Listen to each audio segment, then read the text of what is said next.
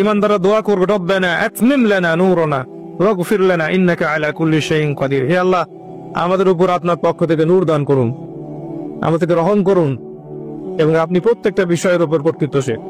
অনেক আয়াত আছে। দুনিয়ায় নূর অর্জন করতে না পারলে কবর আলোকিত থাকবে না, কবরে নূর না থাকলে পরকালে নূর পাওয়া যাবে না। আল্লাহ পাক আমাদের সবাইকে আল্লাহ নূর অর্জন করা তৌফিক দান করুন, আমিন। হচ্ছে মনের খারাপ রিপুগুলোকে দূর করা। আমল করাটা সহজ, মনের মধ্যে হিংসা, বিদ্বেষ, গীবত, তলমত সংস্কৃতি, সমালোচনার সংস্কৃতি, রিয়া, অহংকার দূর করাটা কঠিন। আত্মশুদ্ধি অর্জন করলে নূর পাওয়া যাবে ইনশাআল্লাহ তাআলা। আর এখন আত্মশুদ্ধির কথা তো বলাই হয় না, আত্মশুদ্ধি নিয়ে খুব একটা কথা বলা হয় না। এগুলো সুফিজম নয়, এগুলো ইহসান। এটার নাম ইহসান। নবী করিম সাল্লাল্লাহু আলাইহি ওয়াসাল্লাম জিজ্ঞাসা করা হয়েছে, জিবরাইল আলাইহিস সালাম জিজ্ঞাসা করেছেন, ইয়া মুহাম্মদ আখবিরনি আনিল ইহসান, আমাকে ইহসান সম্পর্কে বলুন। নবীজি বলেছেন, আনতা আবুদুল্লাহ কাআন্নাকা তারাহ, তুমি এমন ভাবে আল্লাহ ইবাদত করবে যেন তুমি আল্লাহকে দেখতে পাচ্ছ। ওয়া ইন লাম তাকুন তারাহ ফাইন্নাহু ইয়ারাক, তুমি যদি আল্লাহকে দেখতে না পাও, মনে রাখবে আল্লাহ তোমাকে দেখছেন। এই কনসিয়াসনেস এর নাম হচ্ছে ইহসান। কখন আসবে? যখন আপনার কলবে নূর আছে। একটা কলব, হৃদয় যার মধ্যে অন্ধকার ভর্তি, জুলুমাত। একজন ব্যক্তি যে মাদকের সাথে সম্পৃক্ত, জিনার সাথে সম্পৃক্ত, পর্নোগ্রাফি দেখে, ফ্রি মিক্সিং করে, হারাম রিলেশনশিপ আছে, নামাজ পড়ে না, যাকাত দেয় না, মিথ্যা কথা বলে, প্রতারণা করে, ঘুষ খায়, দুর্নীতি করে, এসব কলবে কি আল্লাহ নূর আসবে? এগুলো কলব কখন আত্মশুদ্ধি অর্জন করতে পারবে? আগে খারাপ বিষয়গুলো ত্যাগ করতে হবে, তারপরে আপনি ইবাদত বাড়িয়ে দেন। অথবা ইবাদত এত বাড়ান যাতে ইবাদত করতে করতে আপনার খারাপ বিষয়ের প্রতি রুচি উঠে যায়। এটা একটা টেকনিক। যে যত বেশি ইবাদত বাড়িয়ে দিবে, তার মনের মধ্য থেকে খারাপ বিষয়ের প্রতি আগ্রহ তত কমে যাবে। এভাবেও মানুষ ইনশাআল্লাহ পাপ থেকে বেঁচে থাকতে পারবে। আল্লাহ পাক তৌফিক না করুন। কোরআন বেশি বেশি তেলাওয়াত করবে, আল্লাহ পাক তৌফিক দান করুন, আল্লাহুম্মা আমিন। এছাড়া আর অনেক ফজিলত আছে যেগুলোর কথা বলতে গেলে রাত শেষ হয়ে যাবে। কয়েকটা বলছি। রাতের বেলা সূরা মুলক তেলাওয়াত করবেন। কোন সূরা? কি ফজিলত? সূরা মুলকের তেলাওয়াত আপনাকে কবরের আযাব থেকে বাঁচিয়ে রাখবে ইনশাআল্লাহ। শুনলেন কি বললাম? সূরা মুলকের তেলাওয়াত আপনাকে কবরের শাস্তি থেকে বাঁচাবে ইনশাআল্লাহ। খুশি হন নাই? সুবহানাল্লাহ। উসমান রাদিয়াল্লাহু আনহু পরকালের আলোচনা শুনলে কান্নাকাটি করতেন না, খুব কম। যখনই তিনি কবরস্থান এর পাশ দিয়ে যেতেন এবং কবর দেখতেন, সাথে সাথে তিনি কান্নাকাটি শুরু করতেন বাচ্চাদের মতো। এতে করে তার দাড়ি ভিজে যেত। সাহাবায়ে কেরাম জিজ্ঞাসা করতেন যে, ইয়া আমিরুল মুমিনিন, আপনি এত আলোচনা হয়, আপনাকে কখনো এত কাঁদতে দেখি না। যখনই আপনি এই বাকরুল গারকাদের সামনে দিয়ে যান, তখনই এত কান্নাকাটি কেন করেন? তখন তিনি বলতেন, এটাই হচ্ছে প্রথম মঞ্জিল পরকালের। যে এখানে নাজাত পেয়ে যাবে, ফাকাদ নাজা, সে ব্যক্তি নাজাত পেয়ে যাবে। আর যে ব্যক্তি এখানে হালাক হয়ে যাবে, ফাকাদ হালাক, সে হালাক হয়ে যাবে। তো এখন আমাদের মনগুলো এত শক্ত হয়ে গেছে, দেখবেন যে এই আলোচনাগুলো আমাদের মনে প্রভাব ফেলে না। মৌতের আলোচনা, কবরের আলোচনা কলবে প্রভাব ফেলে না। প্রভাব ফেলে ওয়াজ মাহফিলের নামে গান বাজনা, প্রভাব ফেলে ওয়াজ মাহফিলের নামে উল্টা পাল্টা কেচ্ছা কাহিনী, গান বাজনা, দেহে অঙ্গভঙ্গি, রসদ তামাশা, এগুলো মানুষের মধ্যে অনেক প্রভাব ফেলে দেখি মাসার। আর ঠিক না বেঠিক সংস্কৃতি খুব প্রভাব ফেলে না, তাই না? মানুষের ঠিক বেঠিক বলায় কোরআন শোনা ঠিক বেঠিক হয়? বললেও ঠিক, না বললেও ঠিক। কথা ঠিক না বেঠিক? এটা প্রভাব ফেলে, তাই না? কবরের আলোচনা প্রভাব ফেলে না। মনে রাখবেন, উসমান রাদিয়াল্লাহু আনহু বলতে চাচ্ছেন, বুঝাতে চাচ্ছেন, এই মঞ্জিলে যে ব্যক্তি পার পেয়ে যাবে, সে ব্যক্তি পরকালের অন্য সমস্ত মঞ্জিলে পার পেয়ে যাবে ইনশাআল্লাহ তাআলা। এখান থেকে বাঁচাবে কে আপনাকে? সূরাতুল মুলক তেলাওয়াত করে দেখেন একবার অর্থ সহ, দেখবেন কেন এই সূরা কবরের আযাব থেকে বাঁচাতে পারে, আপনি বুঝে ফেলবেন ইনশাআল্লাহ তাআলা। এরপরে আপনি তেলাওয়াত করেন সূরাতুল কাহফ। প্রত্যেক জুমার দিনে তেলাওয়াত করেন, জুমার রাতেও করতে পারেন। এই সূরার তেলাওয়াত আপনাকে দাজ্জালের ফিতনা থেকে বাঁচাবে ইনশাআল্লাহ। কমপক্ষে প্রথম 10 এবং শেষের 10টা আয়াত মুখস্থ করবেন, পারবেন না? ইনশাআল্লাহ তাআলা। আল্লাহ পাক তৌফিক দান করুন। আয়াতুল কুরসি সূরা বাকারার 255 নম্বর আয়াত। সূরা আয়াতুল কুরসি কত নম্বর আয়াত? 255। মুখস্থ আছে? প্রত্যেক ফরজ নামাজের পরে কয়বার? একবার। কি ফজিলত? এই ব্যক্তির জান্নাতে যাওয়ার জন্য একটাই বাধা, মৌত। মৌত হয়ে গেলেই কোথায় যাবে? জান্নাতে ইনশাআল্লাহ তাআলা। আল্লাহ পাক সবাইকে আয়াতুল কুরসি মুখস্থ করার তৌফিক দান করুন, প্রত্যেক ফরজ নামাজের পর পড়ার তৌফিক দান করুন। আমলটা সহজ মনে হচ্ছে না? আমলটা কিন্তু কঠিন। কিভাবে কঠিন? 5 ওয়াক্ত নামাজ তো আগে পড়তে হবে, তাই না? 5 ওয়াক্ত নামাজ আগে পড়তে হবে, তারপরে আপনি আয়াতুল কুরসি পড়বেন। শুধু আয়াতুল কুরসির কথা বলা হয়নি, তো নামাজটা আগে। তারপরে আছে সূরা বাকারা এবং সূরা আলে ইমরান। সূরা বাকারা যেখানে তেলাওয়াত করা হয় সেখান থেকে শয়তান পালিয়ে যায়। সূরা বাকারার তেলাওয়াতে বরকত নেমে আসবে, সূরা বাকারার তেলাওয়াত ছেড়ে দিলে জীবনে আক্ষেপ নেমে আসবে। মনে রাখবেন, সূরা বাকারার তেলাওয়াত করলে জীবনে বরকত নেমে আসবে, আর সূরা বাকারার তেলাওয়াত যে ছেড়ে দিবে তার জীবনে আক্ষেপ নেমে আসবে। আমাদের জীবনে আক্ষেপ কেন এত? 2-4 দিন আগে আপনাদের এখানে একটা লেকচার দিয়েছিলাম ভালোবাসা নিয়ে, মনে আছে? কেউ হয়তো শুনেন নাই, ইউটিউবে শুনছেন। তো গতকালকেও মাশাআল্লাহ অনেক ভালোবাসলেন, তাই না? তো গতকালকেও দেখলাম নিউজে যে কিছু যুবক, তরুণ যুবক আক্ষেপ করছে, খুব আক্ষেপ। কি আক্ষেপ? যে তাদের গার্লফ্রেন্ড পায়নি তারা, এটাই আক্ষেপ। এবং মিছিল করছে, সংগঠন তৈরি করেছে। দেখবেন মানে কোন লেভেলে মানুষ চলে গেছে চিন্তা করেন। অনেকে ফাগুন পালন করলো, ভ্যালেন্টাইন্স পালন করলো, ওরা বিক্ষোভ মিছিল করছে কারণ আমরা গার্লফ্রেন্ড পাইলাম না কেন। সুবহানাল্লাহ। এবং এর ইউনিভার্সিটির ছাত্র কি শিক্ষায় শিক্ষিত হলো, কি শিক্ষায় শিক্ষিত করলো বাবা মা, আর কি শিক্ষায় শিক্ষিত করলাম আমরা ওদেরকে, যে ওরা বিক্ষোভ করছে কেন গার্লফ্রেন্ড পেলাম না। আজকে নিউজটা দেখবেন, টাটকা নিউজ। তো জীবনে কত আক্ষেপ, চাকরি পাচ্ছি না আক্ষেপ, ব্যবসা ভালো হচ্ছে না আক্ষেপ, পরিবারের শান্তি নেই আক্ষেপ, অনেক আক্ষেপ, তাই না? জীবনে আক্ষেপ নেমে আসার কারণ হচ্ছে আমি সূরা বাকারার তেলাওয়াত ছেড়ে দিয়েছি। সূরা বাকারার তেলাওয়াত শুরু করেন, দেখবেন জীবনে বরকত নেমে আসবে ইনশাআল্লাহ। এবং সূরা বাকারা এবং আলে ইমরান আপনার জন্য পরকালে সুপারিশ করবে ইনশাআল্লাহ। পরকালে সুপারিশ করা চাপটাকে কথা না। ওই দিন কোন মানুষের জন্য কি করবে না? সুপারিশ করতে পারবে না। সাধারণভাবে আল্লাহ অনুমতি দিলে সেটা আলাদা বিষয়।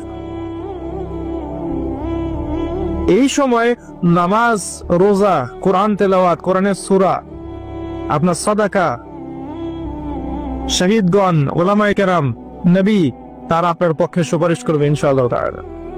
তবে এর তো কিছু শর্ত আছে। এমনি এমনি সুপারিশ করবে? শর্ত আছে। কিছু কাজ করলে না পরে বোনাস পাওয়া যাবে, কাজই নাই বোনাস কিভাবে পাবে? সূরা বাকারা এবং আলে ইমরান তেলাওয়াত করবেন। এরপরে আছে সূরা বাকারার শেষের 3 আয়াত। কয় আয়াত?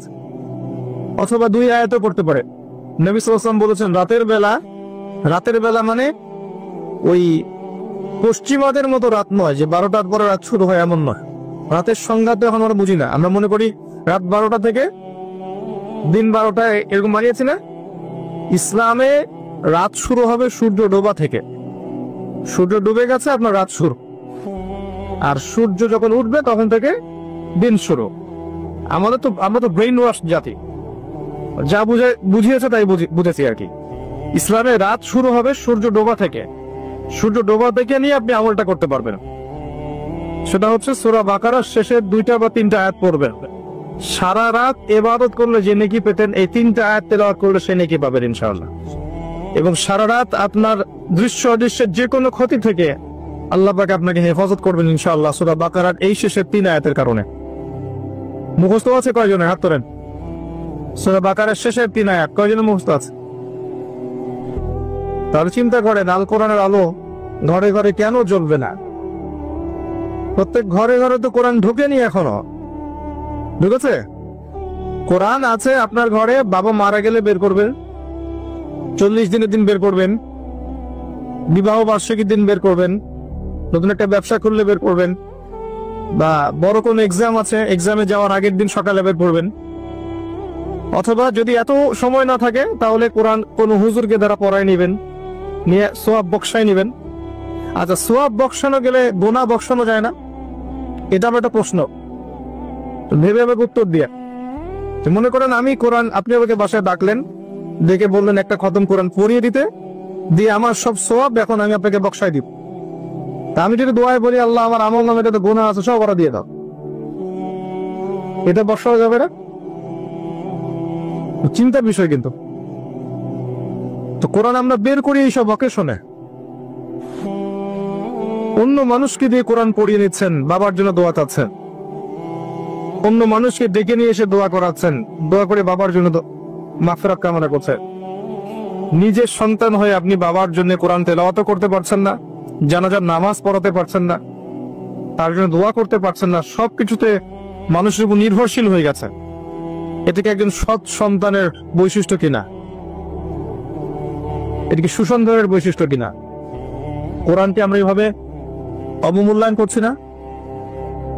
নিজে পড়া উচিত, নিজে গবেষণা করা উচিত, নিজের বোঝা উচিত, মানুষের উপর নির্ভরশীলতা কমানো উচিত। হ্যাঁ, যেটা আপনি বুঝবেন না সেটা অবশ্যই আপনি এমন মানুষদেরকে জিজ্ঞাসা করবেন যাদের কাছে এগুলোর জ্ঞান আছে।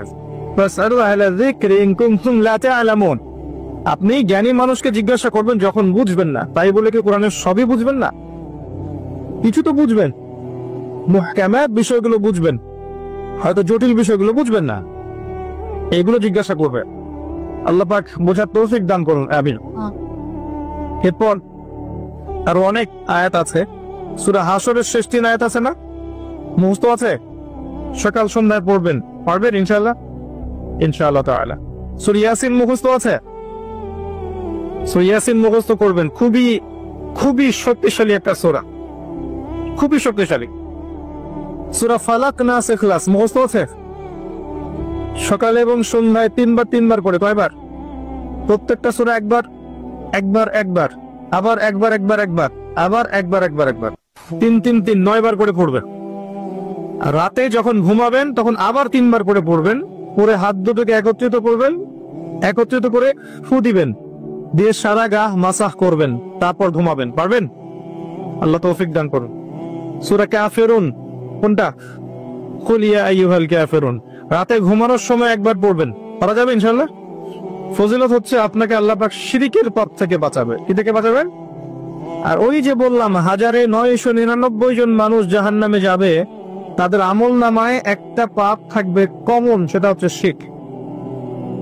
সেটা যে শিরক সেটা আমি এভাবে বুঝেছি যে আল্লাহ পাক সূরা নিসার মধ্যে বলেছেন, ইন্নাল্লাহা লা ইয়াগফিরু আন ইউশরাকা বিহি ওয়া ইয়াগফিরু মা দুনা যালিকা লিমান ইয়াশা। আল্লাহ পাক বলছেন নিশ্চয়ই আল্লাহ তার সাথে শিরকের পাপ মাফ করবেন না, বাকি যে কোনো পাপ যাকে ইচ্ছা মাফ করে দিবেন।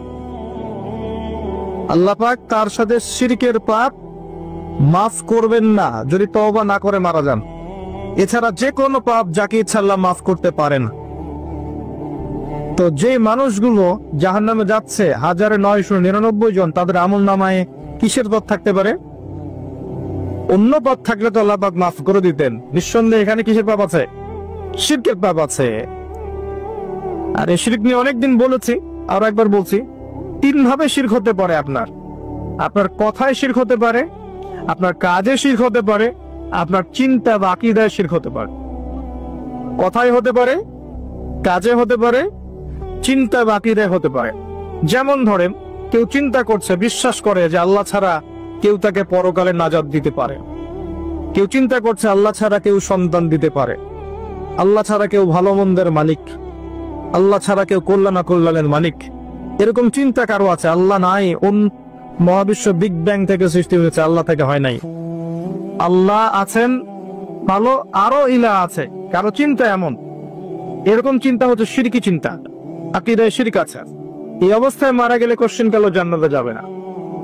আমল করতে গিয়ে কেউ আমল করছে, আল্লাহ ছাড়া অন্য কারো জন্য সিজদা করেছে, আল্লাহ ছাড়া অন্য কাউকে দেখানোর জন্য নামাজ পড়ছে, বা যে কোনো ইবাদত করছে, দিনের জ্ঞান অর্জন করছে দুনিয়া পাওয়ার জন্য।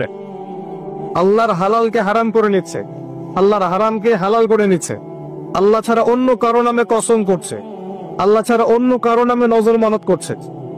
আল্লাহ ছাড়া অন্য কারোর জন্য সেজদা করছে, দোয়া করছে, ইত্যাদি ইত্যাদি।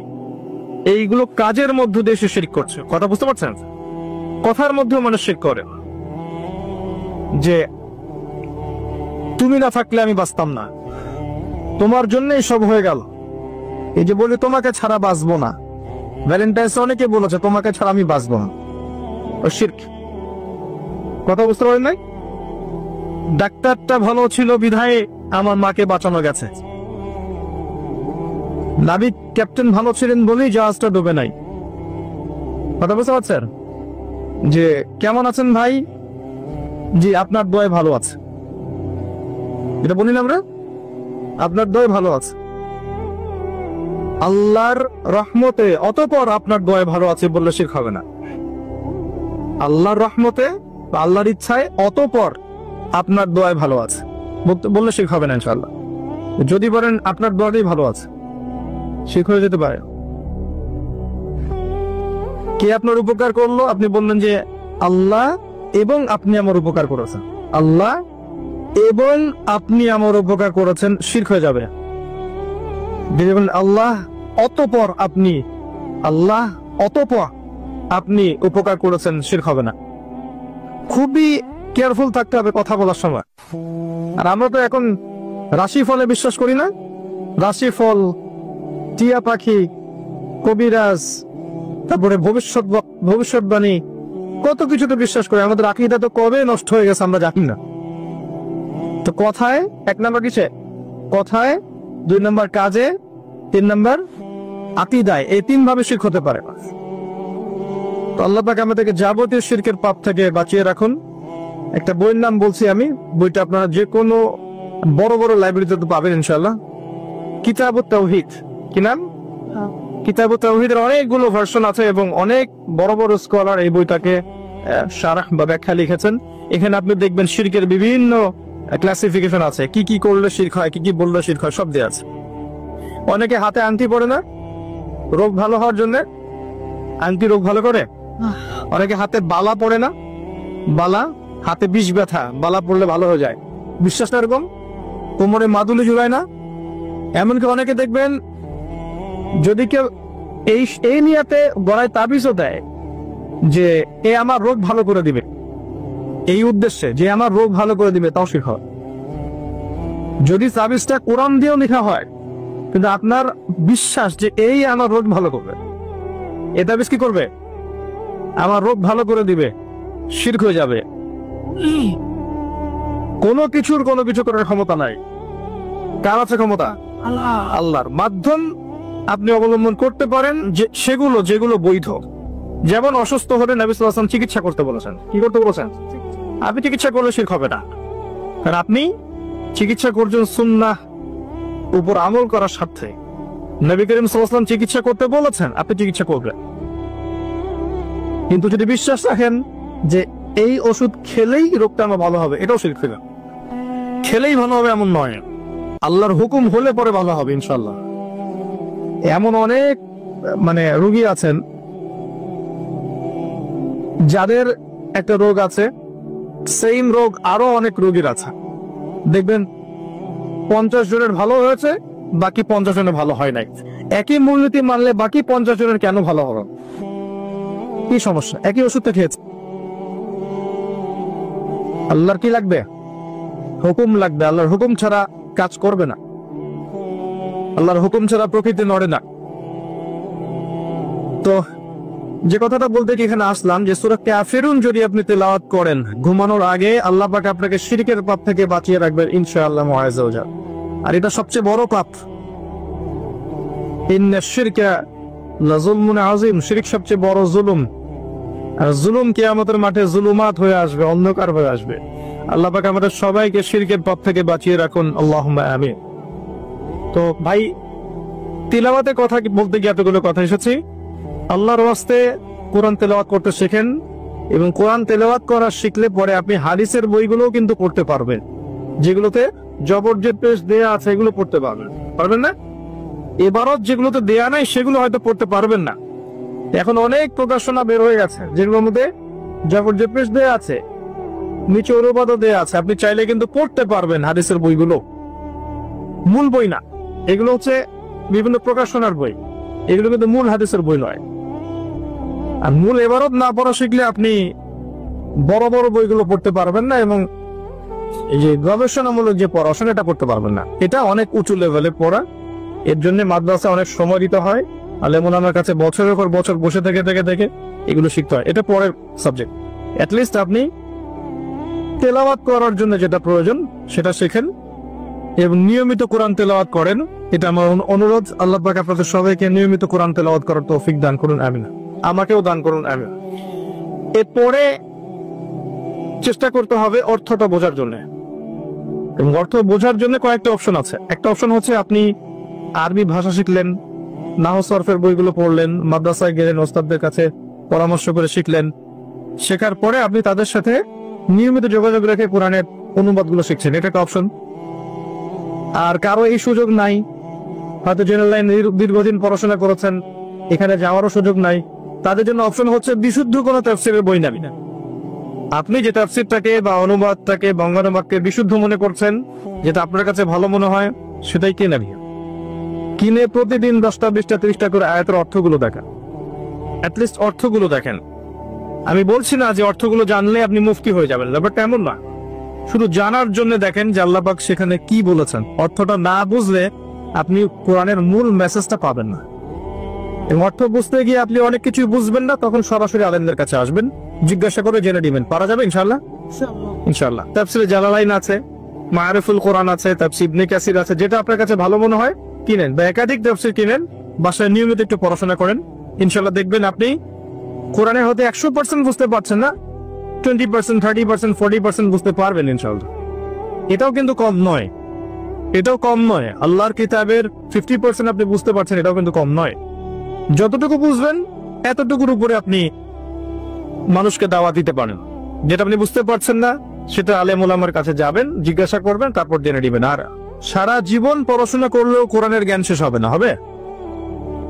শতাব্দীর পর শতাব্দী যদি আমরা পড়াশোনা করি, তারপরেও কিন্তু কোরআনের জ্ঞান অর্জন করা শেষ হবে না। তারপরেও কি জ্ঞান অর্জনের পথ ছেড়ে দিবেন? পড়াশোনা করবেন, নিয়মিত পড়াশোনা করবেন, আল্লাহ পাক তৌফিক দান করুন, আমিন। আরেকটা কাজ আছে যে আদেশ নিষেধ মানা। কোরআনের অনেক আদেশ আছে, অনেক নিষেধ আছে, এগুলোকে মানার চেষ্টা করা। কারণ আমরা মানুষ খুব দুর্বল প্রাণী, আমরা একসাথে সব আদেশ নিষেধ মানতে পারি না। পারি? কিন্তু সম্ভব না। এমন কোন মানুষ আছে পৃথিবীতে যে বলতে পারবে যে আমি কোরআনের সব আদেশ মানি, সব নিষেধ বর্জন করি? পারবে? বলা এত সহজ না। এটা আমার মনে হয় না আমরা কেউ করতে পারি, এত সহজ না। নবী করিম সাল্লাল্লাহু আলাইহি ওয়াসাল্লাম করে দেখিয়েছেন, দেখেন নাই? নবী সাল্লাল্লাহু আলাইহি ওয়াসাল্লামের চরিত্র সম্পর্কে জিজ্ঞেস করা হচ্ছিল আয়েশা রাদিয়াল্লাহু আনহাকে, যে তার চরিত্র কেমন ছিল। তিনি বলছেন তার চরিত্র ছিল কোরআনের মতো। কার মতো? কোরআনে যা আছে তাই তার চরিত্র। আর আমরা আদেশ নিষেধ মানার ক্ষেত্রে অনেক সময় কিছু পারবো কিছু পারবো না, তাই বলে ছেড়ে দেয়া যাবে না, চেষ্টা করতে হবে যতটা পারা যায়। যেমন সবচেয়ে বড় আদেশ আল্লাহ তাওহীদে থাকা, চেষ্টা করতে হবে শিরকে না যাওয়ার, তাওহীদে থাকা। সবচেয়ে বড় আদেশগুলোর মধ্যে একটা হচ্ছে সুন্নতে থাকা, চেষ্টা করতে হবে নবীর সুন্নতে থাকা, এর বাইরে না যাওয়া। যদি চলে যাই তওবা করে ফিরে আসা। অনেক বড় আদেশ হালাল খাওয়া, চেষ্টা করতে হবে হালাল খেতে। যদি না পারি কোনো কারণে, বাধ্য হয়ে যাই, আল্লাহর কাছে দোয়া করতে হবে, আল্লাহ আমার জন্য হালাল রিজিকের পথ প্রশস্ত করে দাও, আমি হারাম থেকে তওবা করে ফিরে আসতে চাই। পারা যাবে না? অনেক বড় আদেশ পর্দা, চেষ্টা করতে হবে খাস পর্দায় থাকা। যদি কোনো কারণে ছুটে যায় আবার তওবা করে ফিরে আসতে হবে। পারা যাবে না ইনশাআল্লাহ? কোরআনের বড় বড় আদেশ, যেমন পিতামাতার খেদমত করা, মুসলিম উম্মার মধ্যে ঐক্যের চেষ্টা করা, বিভক্তি না ছড়ানো, জ্ঞান অর্জন করা, বড় বড় আদেশ। আল্লাহ রাসূলের আনুগত্য করা, কোরআনের বিধিবিধান মেনে চলা, মানুষকে কোরআনের পথে ডাকা, ঈমান আনা, আমল সালেহ করা, হকের দাওয়াত দেয়া, সবর করা, আত্মীয়তার সম্পর্ক বজায় রাখা, সত্যের উপর থাকা, সত্য বলা। অনেক আদেশ আছে। সবগুলো আদেশ যদি আমরা পালন করতে নাও পারি, চেষ্টা করতে হবে যতটুকু পারা যায়, যতটুকু পারা যায় ওই পারা অংশটুকু নিয়েই ইনশাআল্লাহ পরকালে আমরা উঠবো ইনশাআল্লাহ তাআলা। আল্লাহ চাইলে আমাদের সমস্ত সগীরা গুনাহ মাফ করে দিতে পারে না যদি আমাদের মধ্যে কবিরা গুনাহগুলো না থাকে। আল্লাহ পাক আমাদের সমস্ত সগীরা গুনাহ মাফ করতে পারেন যদি কবিরা গুনাহ না থাকে। একই সাথে যে নিষেধগুলো আছে এগুলোকে বর্জন করার চেষ্টা করা। যেমন সবচেয়ে বড় নিষেধ শিরিক করা যাবে না, সবচেয়ে বড় নিষেধ বিদআতে যাওয়া যাবে না, কুফরি করা যাবে না, হারাম খাওয়া যাবে না, সুদ নিষেধ, জিনা ধার কাছে যাওয়া নিষেধ, ধার কাছে যাওয়াও নিষেধ। আর আমরা তো ওটাকে বানিয়েছি কাছে আসার গল্প, তাই না? জিনার ধার কাছে যাওয়াও নিষেধ। অপবাদ, ব্যভিচার, বেহায়াপনা, অশ্লীলতা, সুদ, ঘুষ, দুর্নীতি, চুরি ডাকাতি সব নিষেধ না?